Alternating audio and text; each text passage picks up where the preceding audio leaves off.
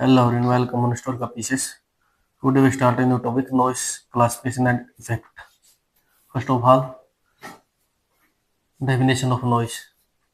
Noise is an unwanted sounds, considerable, unpleasant, loud और distracting. जो noise यानी शोर है एक प्रकार की अवांछनीय ध्वनि है. शोर है जो एक प्रकार की क्या है अवांछनीय ध्वनि. Considerable, unpleasant, loud और distracting जो कि अप्रिय और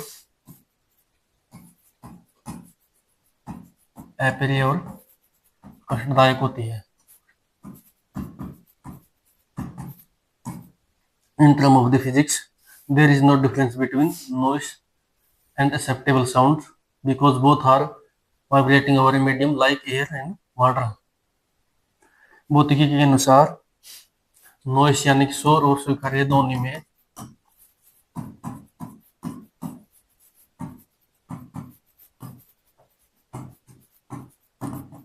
कोई अंतर नहीं होता क्योंकि दोनों both are vibration over medium like air and water, क्योंकि दोनों ही पानी और हवा और पानी जैसे माध्यम पर कंपन करते हैं.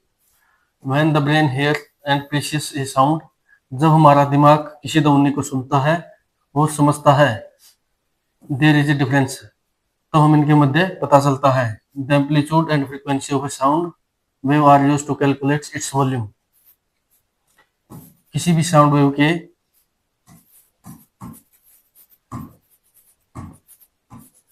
एम्पलीट्यूड और फ्रीक्वेंसी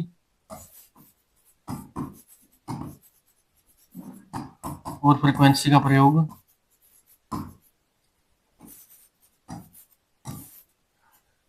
किसी भी साउंड वेव में फ्रीक्वेंसी और एम्पलीट्यूड का प्रयोग उसके वॉल्यूम को कैलकुलेट करने के लिए किया जाता है. The amplitude of wave is measurement of its strength. किसी भी वेव का एम्पलीट्यूड है वो उसकी स्ट्रेंथ को मेजर करता है. The energy in sound wave is measured in decibel. ध्वनि तरंगों में एनर्जी को डेसिबल में मापा जाता है. A unit of measurement for loudness और इंटेंसिटी ऑफ साउंड, जो कि किसी भी साउंड की लाउडनेस और इंटेंसिटी मेजरमेंट के लिए की यूनिट मानी जाती है. It is also explain the amplitude of sound. यह साउंड यानी कि ध्वनि के एम्पलीट्यूड का भी एक्सप्लेन करता है. नेक्स्ट इज नॉइस एक्सकोस्टिक्स यानी कि शोर ध्वनि की.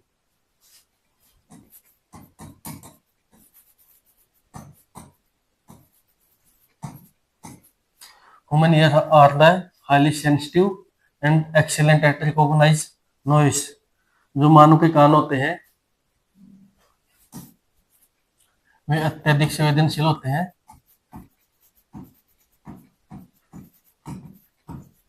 और शोर को पहचानने में माहिर होते हैं.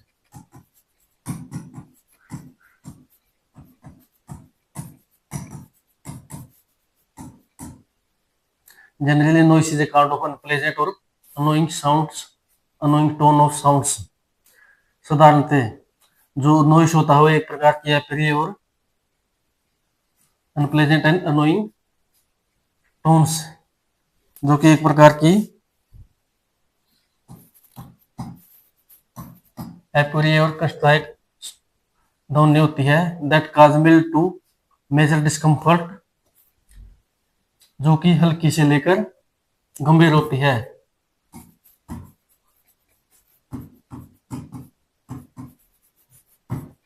Sometimes it may leads to irritation, कभी कभी यह जलन का कारण भी होती है.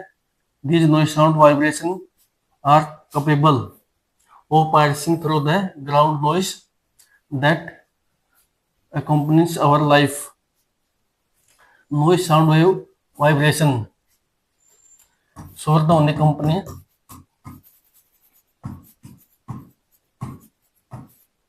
हमारे जीवन में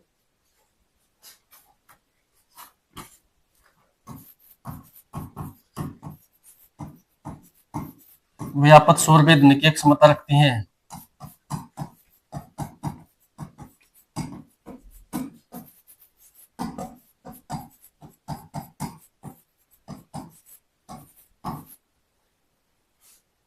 when it come to measuring of various source of noise, जब हम विभिन्न प्रकार के शोरों को मेजर करते हैं, उन्हें मापने का प्रयास करते हैं, we would like to duplicate how the human ear identify and recognized. हम ये समझना चाहते हैं कि मानव कान ने किस प्रकार से पहचानते हैं और समझते हैं any kind of noise to raise accurate interpretation of its impact, जिसका प्रयोग हम विभिन्न प्रकार के शोरों का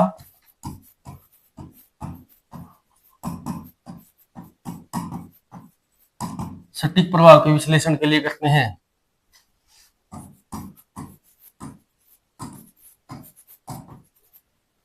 सटीक प्रभाव के विश्लेषण के लिए करते हैं।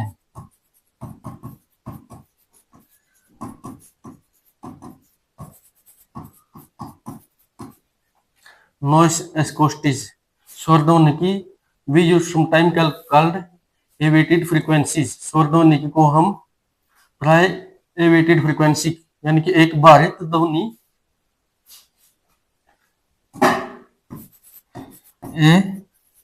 एवेटेड फ्रीक्वेंसी यानी कि एक भारित आवृत्ति कहते हैं, which is considered to be much more sensitive between frequency 500 Hz to 6 kHz, जो कि एवेटेड फ्रीक्वेंसी होती है जो 500 हर्ट्ज से 6 kHz के मध्य अति संवेदनशील होती है।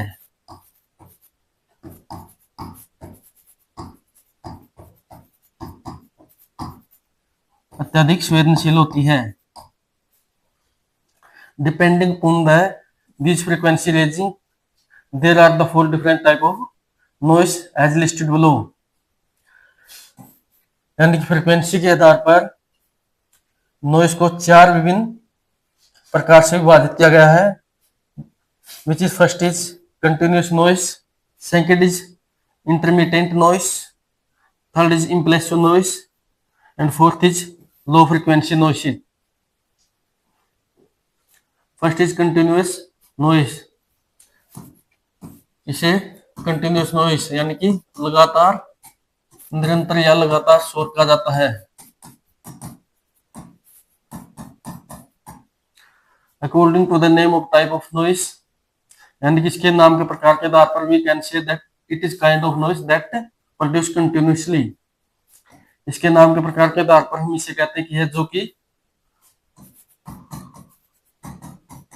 लगातार उत्पन्न होता है।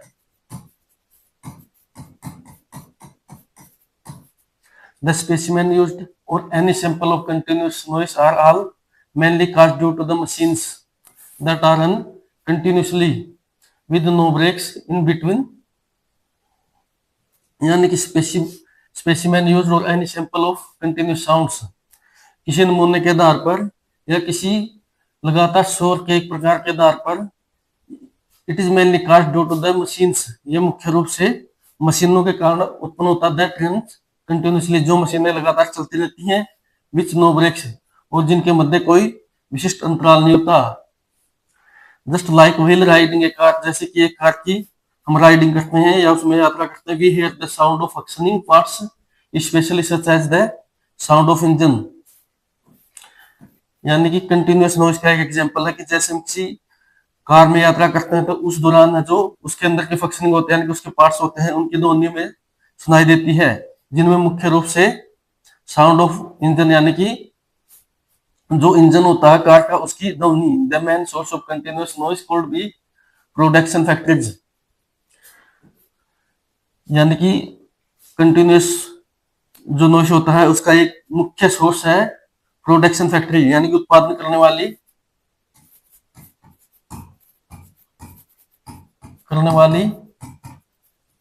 फैक्ट्रियां होती हैं।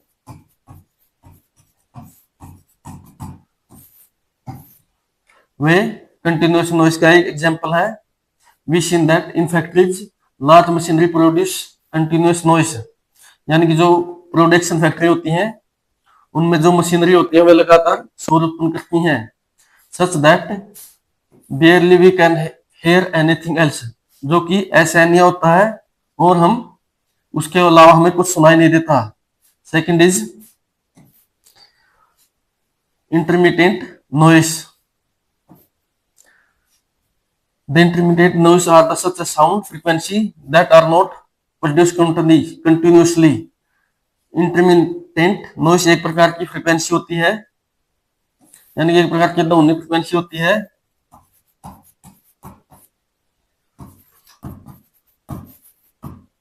that are not produced continuously, जो कि लगातार उत्पन्न नहीं होती।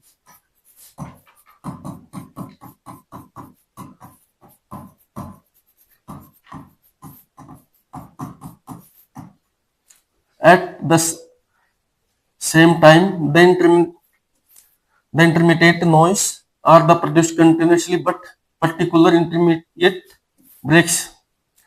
लेकिन कभी कभी इंटरमिटेंट नॉइस होती है, वो लगातार उत्पन्न होती है, परंतु विद पर्टिकुलर इंटरमीडिएट ब्रेक्स, यानी जो इंटरमीडिएट जो नॉइस होती है वो कभी कभी लगातार उत्पन्न होती है, लेकिन उसमें एक खासियत होती है कि उसके मध्य एक विशिष्ट अंतराल होता है। यानी कि जो कंटिन्यूअस इंटरमीडिएट नॉइस होती है उसके मध्य विशिष्ट अंतराल होता है। The best day-to-day illustration and example of intermittent noise are the drilling machines। दैनिक जीवन में और सबसे अच्छा उदाहरण इंटरमिटेंट नॉइस का है drilling machines, which will use have to seen during the destruction or construction of any kind of building। यानी कि जो ड्रिलिंग मशीन है वो इंटरमिटेंट नॉइस का सबसे बेस्ट एग्जांपल है, और जो जिसका उपयोग यानी कि ड्रिलिंग मशीन का उपयोग है वो किसी भी इमारत के कंस्ट्रक्शन के लिए एंड डिस्ट्रक्शन के लिए, द डिस्ट्रक्शन और या construction of any kind of building, किसी भी इमारत के निर्माण के लिए या उसके डिस्ट्रक्शन यानी कि उसे खत्म करने के लिए या उसे समाप्त करने के लिए ड्रिलिंग मशीन का यूज किया जाता है। The drilling machine are the use to drill ground, यानी कि जो ड्रिलिंग मशीन है उसको जमीन खोदने के लिए भी इसका उपयोग किया जाता है। And this machine reproduce unvariable sounds, ये ड्रिलिंग मशीन होती है वे असहनीय ध्वनि उत्पन्न करती हैं। जो ड्रिलिंग मशीन होती है वो कंटिन्यूअस उनका यूज किया जाता है इमारतों के निर्माण के लिए और उनके डिस्ट्रक्शन के लिए, और जमीन खोदने के लिए उनका प्रयोग किया जाता है। वे कंटिन्यूअस ये मशीन रिप्रोड्यूस अनवेरिएबल साउंड्स, जो कि असहनीय ध्वनि उत्पन्न करती है। Another best and relative example of intermittent noise is drilling machine employed by a carpenter and the dentist। इस ड्रिलिंग मशीन के यूज का दूसरा अन्य महत्वपूर्ण एग्जांपल जो कारपेंटर के द्वारा यूज की जाने वाली ड्रिलिंग मशीन होती है और डेंटिस्ट के द्वारा भी इसका यूज किया जाता है। नेक्स्ट इज इम्प्लिसिट नॉइस, यानी कि आवेगी ध्वनि या शोर।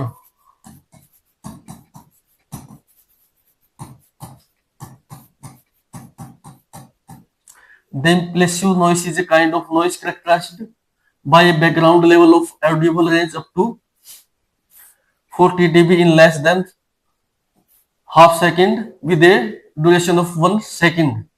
जो आवेगी ध्वनि है इसकी एक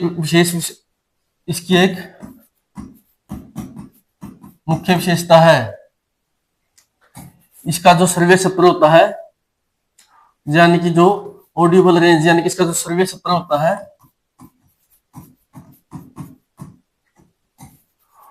वो हाफ सेकंड में यानी कि आधी सेकंड में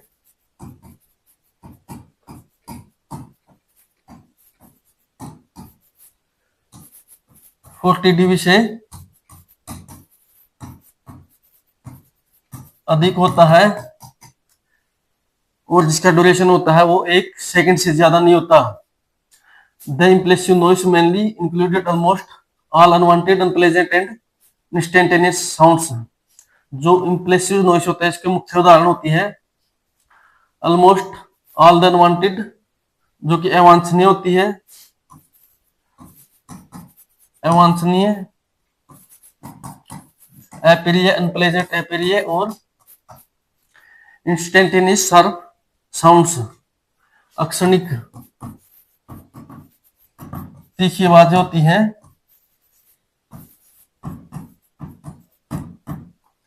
उसको इम्प्रेसिव नॉइस में शामिल किया गया है। The best example of impressive noise are bomb explosion that are terrifying and unbearable. जो कि इम्प्रेसिव नॉइस है उसका बेस्ट एग्जाम्पल होता है बम का फटना, बॉम्ब एक्सप्लोजन,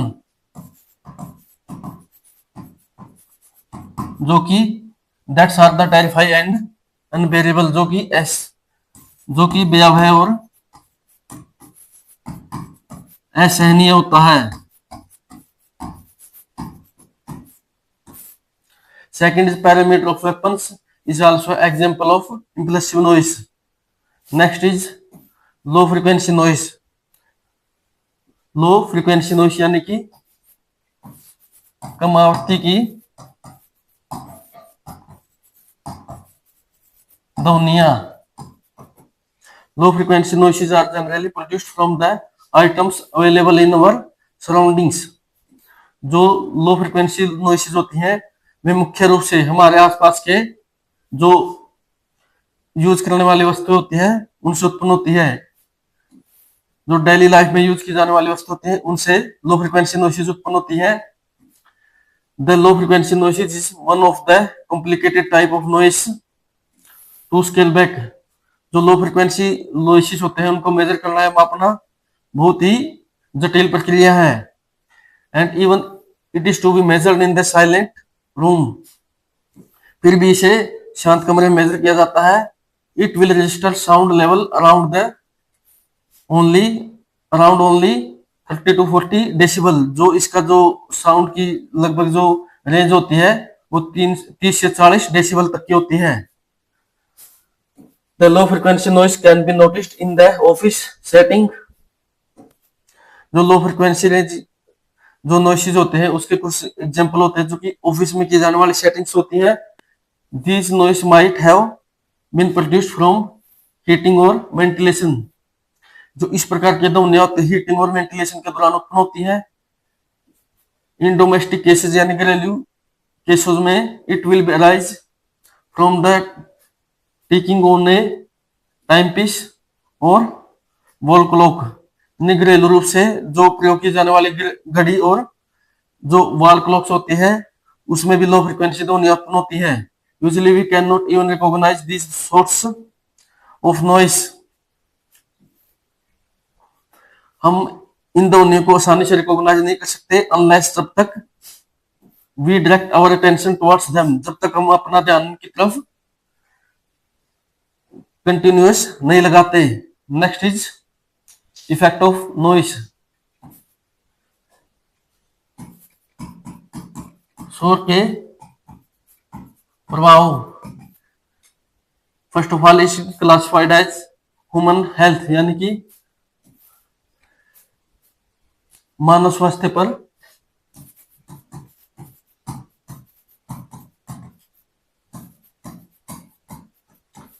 शोर प्रभाव। First is cardiovascular disease. Cardiovascular disease मतलब हृदय संबंधी रोग।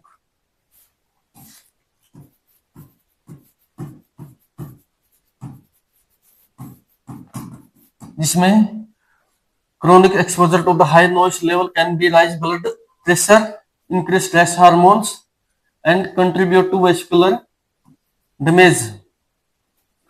जो कि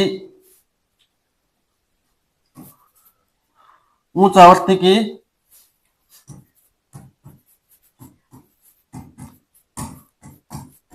के लगातार संपर्क में आने के कारण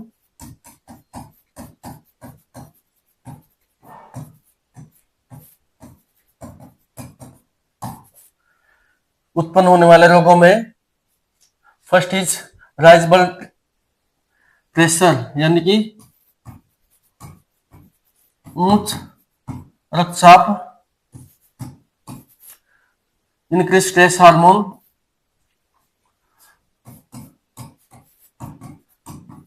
तनाव हार्मोन का बढ़ना, and contribute to vesicular damage, और नसों को प्रभावित करते हैं या धमनियों को प्रभावित करते हैं। नेक्स्ट इज हेयरिंग डैमेज, सर्वैक्सिटी यानी कि सुनने की क्षमता को प्रभावित करना,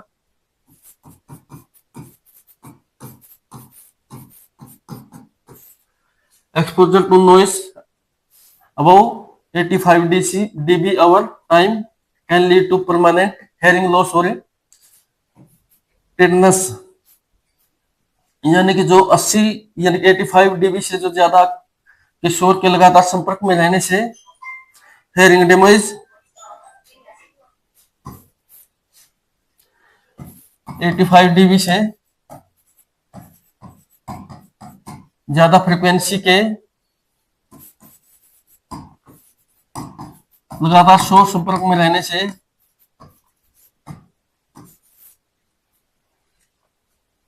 परमानेंट हेयरिंग यानी कि स्थायी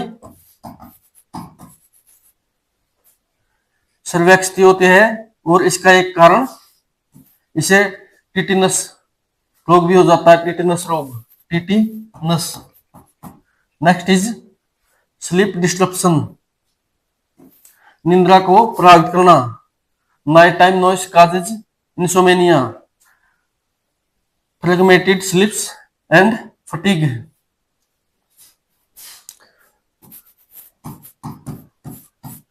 रात्रि के समय निंद्रा के प्रभावित होने से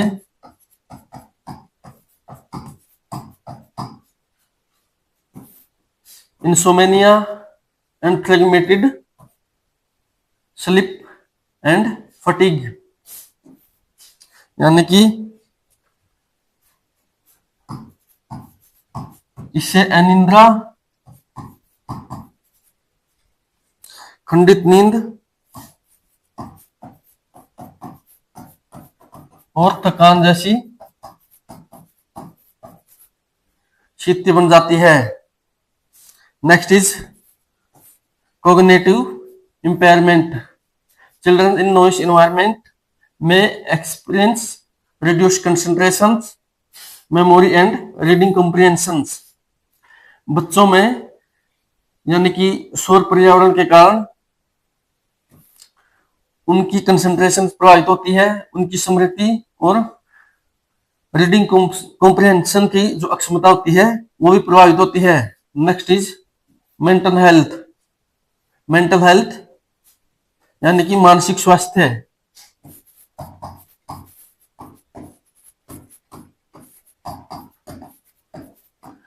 noise causes anxiety, irritability and exacerbate depression, जो नॉइस के संपर्क में होने से जो नॉइस है उसके कारण एंजाइटी, इरिटेबिलिटी और एक्सरबरेट डिप्रेशन, यानी कि इसके कारण ये स्थितियां मनुष्य में उत्पन्न होती हैं। Next is effect of noise on environment and animal impact, wild life disruption,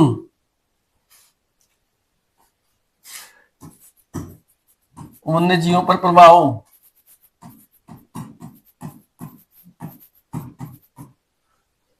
noise interference with the breeding, communication and navigation for the many species, जो शोर है उसके कारण है ना प्रजातियों में ब्रीडिंग इंटरफेरेंस, ब्रीडिंग कम्युनिकेशन उनमें संचार, और नेविगेशन फॉर मैनी स्पीशीज, और नेविगेशन की प्रॉब्लम प्रजाति में उत्पन्न होती है। नेक्स्ट इज मैरीन लाइफ, जलीय जीवों में intense under water noise for the Sonar and shipping can cause distortion, stranding and that in whale and dolphins,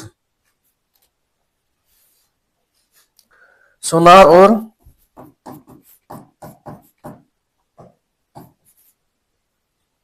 जहाजों में उत्पन्न होने वाली ध्वनियां जहाजों से उत्पन्न होने वाली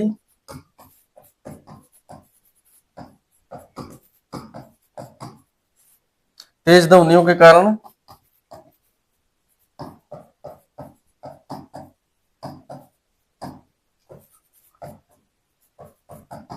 डॉल्फिन और व्हेल में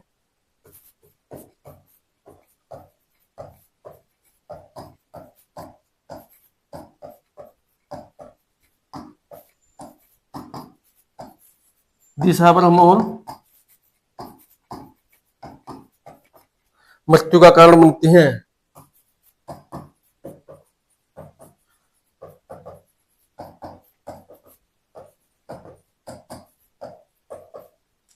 This is the all about noise.